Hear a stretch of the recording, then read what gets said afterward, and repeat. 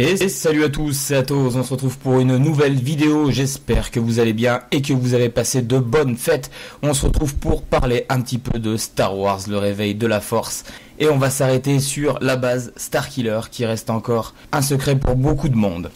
Alors déjà, dites-moi ce que vous avez pensé du film. Pour ceux qui l'ont vu, je vous rappelle qu'il est sorti il y a environ une semaine et demie et qu'il a déjà battu tous les records au box-office. Merci à tous les fans de Star Wars, bien sûr. Moi, personnellement, je l'ai adoré. Voilà, je ferai peut-être une autre vidéo sur mes avis, ma critique. Pour l'instant, nous allons parler donc de la base Starkiller.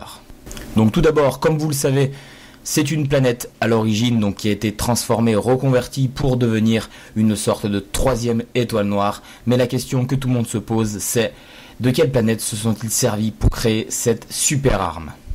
Nous allons donc décortiquer une première image, une première carte. Donc la voilà, une carte qui a été révélée fin novembre par le magazine Empire, donc une carte de la galaxie qui figure aujourd'hui d'ailleurs dans le livre Star Wars, le réveil de la force, l'encyclopédie illustrée.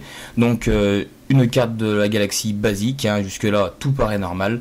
Maintenant, je vais vous inviter à regarder cette deuxième image qui a été dévoilée peu de temps après par Univers Legends.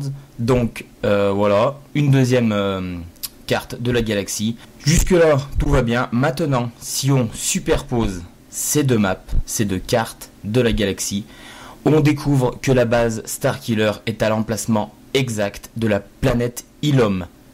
Waouh, c'est vraiment quelque chose d'énorme qui a été révélé là.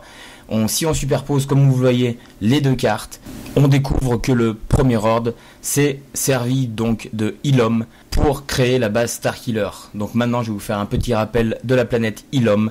Donc Ilum qu'on voit bien sûr dans la série The Clone Wars, qui est apparue bien sûr dans des BD, dans des romans de Star Wars.